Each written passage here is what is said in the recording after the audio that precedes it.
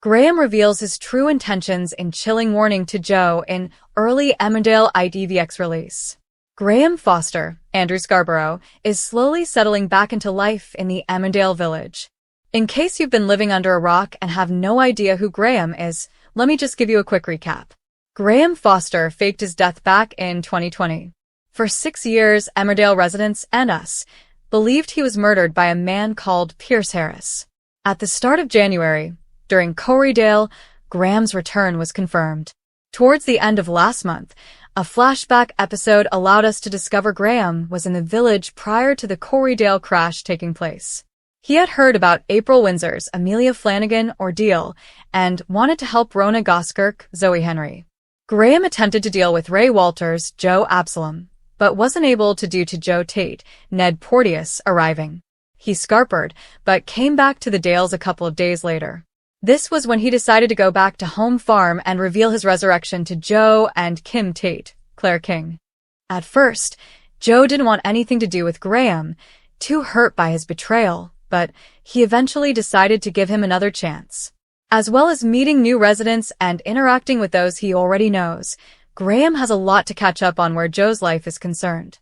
While he's been left pleasantly surprised at Joe finding love with Dawn Taylor, Olivia Bromley, and getting to know her children, Graham hasn't learned too much about the meddling Joe's been up to.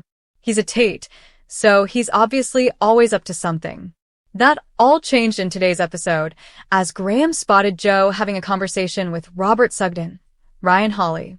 Last year, Kim told Joe about her plan to buy all of the land that surrounds home farm.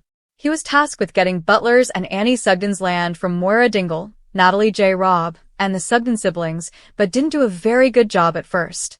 After spotting Victoria Sugden, Isabel Hodgins, cover-up John Sugden's, Oliver Farnworth, murder at the start of 2026, Joe then found evidence at Celia Daniels, Jay Griffith's, farm that proved she had been hiring illegal immigrants.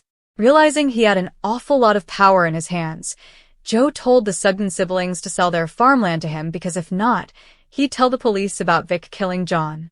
He then got Robert to plant the ID cards from Celia's in Moira's house, knowing she'd get arrested and he could swoop in and take Butler's from her. Suspicious about Joe's conversation with Robert, Graham wasted no time in confronting him at home farm that evening.